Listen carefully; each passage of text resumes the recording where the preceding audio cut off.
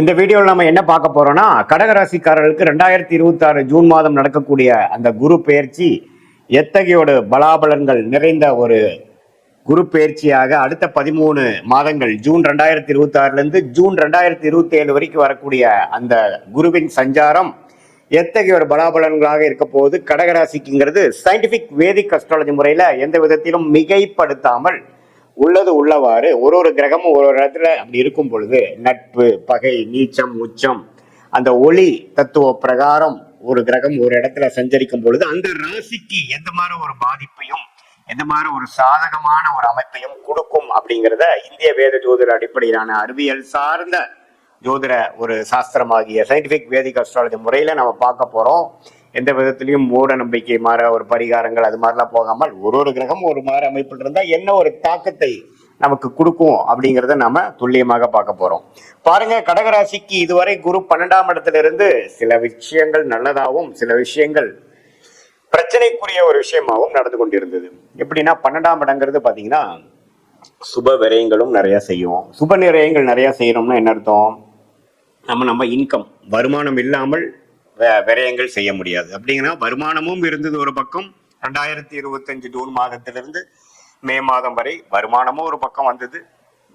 அதே மாதிரி செலவுகளும் போய்கொண்டிருந்ததுன்னு சொல்லக்கூடிய கடகராசிக்காரர்களுக்கு இப்போ குரு ராசிக்குள்ள வரும் பொழுது ஃபர்ஸ்ட் என்ன நடக்கும் அப்படின்னு பாத்தீங்கன்னா செலவுகள் குறையும். நம்ம எந்த மாதிரி ஒரு விஷயத்துல அதிகமா நம்ம செலவு பண்ணிட்டு இருக்கோமோ அந்த அமைப்புகள்லாம் கொஞ்சம் கட்டுக்குள் வரும்.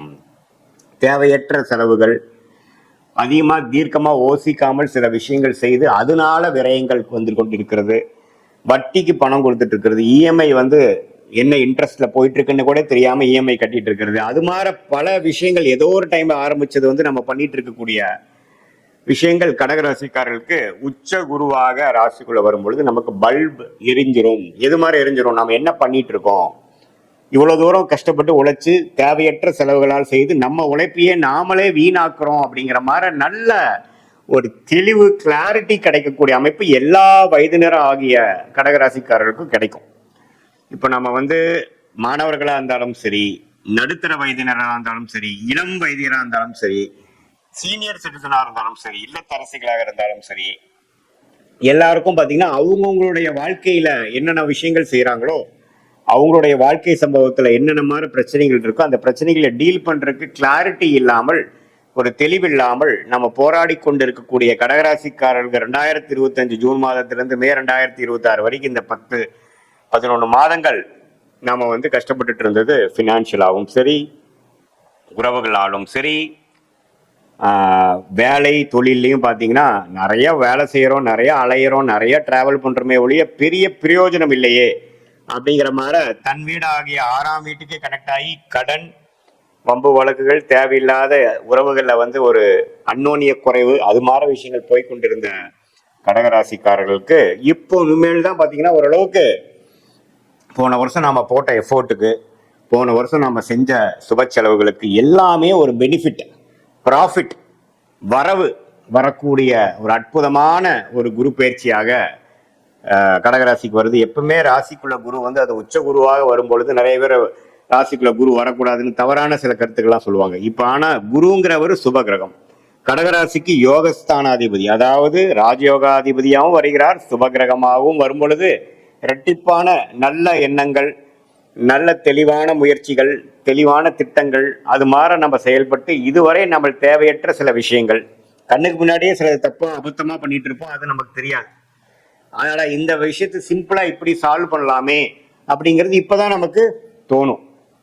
ஸோ அது மாதிரியான சில வாழ்க்கை மாற்றங்கள், செயல் மாற்றங்கள், முயற்சி மாற்றங்கள் எல்லாம் செய்து அது மூலமாக நல்ல ஒரு மனநிலை, நல்ல ஒரு உடல்நிலை, நல்ல ஒரு பேர் பெறக்கூடிய ஒரு அமைப்பு கடகராசிக்காரர்களுக்கு உண்டு. வாழ்க்கையில குடும்பத்தினர் உள்ள குடும்பமா இருந்தாலும் சரி, உங்களுடைய கொலீக்ஸா இருந்தாலும் சரி, ஃப்ரெண்ட்ஸா இருந்தாலும் சரி, எல்லாத்திலேயே கொஞ்சம் நல்லுறவு பேணிச்சு இந்த உச்சகுருவின் பார்வை 7ஆம் இடத்துல விழுகும் பொழுது நம்மளுடைய சோஷியல் லைஃப் இன்னும் கொஞ்சம் இம்ப்ரூவ் ஆகும்.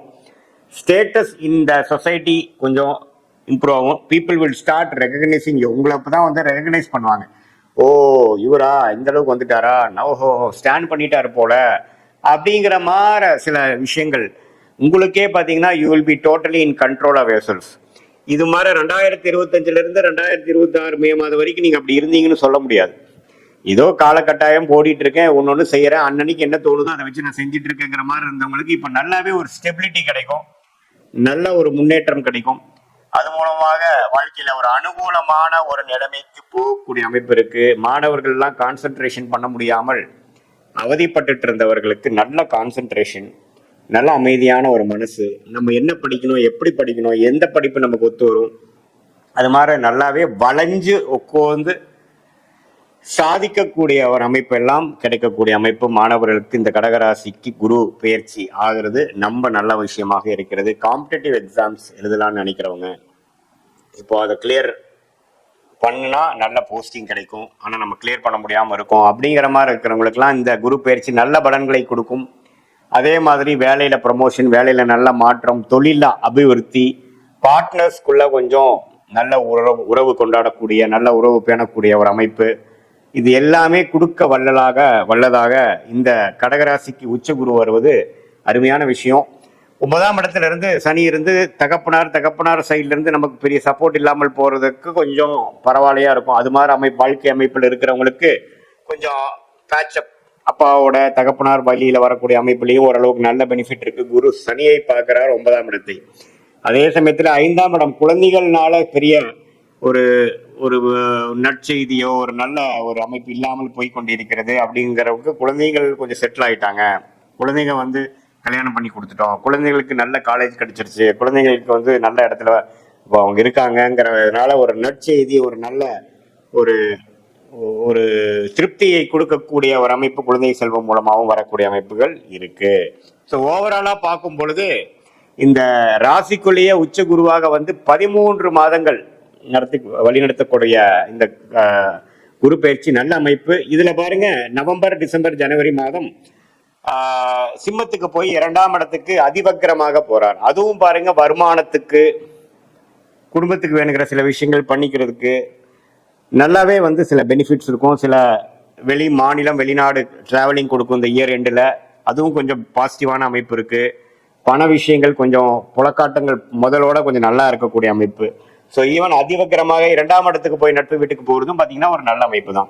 ஸோ ஓவராலா ஒரு அருமையான ஒரு குரு பயிற்சியாக கடகராசிக்காரர்கள் இருக்கு. இது பொதுவான பலனை தவிர உங்களுடைய ஜென்ம ஜாதகத்துல உங்களுடைய ஜாதகம் எப்படி இருக்கு, லக்னம் என்ன, நீங்க ஆயில்ய நட்சத்திரத்துல பிறந்திருக்கீங்களா, பூச நட்சத்திரத்துல பிறந்திருக்கீங்களா, புனர்பூச நட்சத்திரத்துல பிறந்திருக்கீங்களா பார்த்து உண்மையுமே துல்லியமான பலன்கள் தசாபுக்திகள் அடிப்படையிலையும் உங்கள் லக்ன அடிப்படையிலையும் நாம பேசின அந்த கோச்சார குரு பயிற்சி அடிப்படையிலையும் கடகராசிக்கு உண்மையுமே நல்ல ஒரு துல்லியமான பலன்கள் தெரிந்து அது மூலமாக சயின்டிபிக் வேதிக் அஸ்ட்ராலஜி மூலமாக பலன் பெற்று உங்களுடைய வாழ்க்கையில் தேவையற்ற எதிர்நீச்சல்கள் போடாமல் எளிதில் வாழ்க்கையில் வெற்றி பெற முடியும் என்று சொல்ல விரும்புகிறேன். மீண்டும் மற்றொரு காணொலியில் சந்திப்போம்.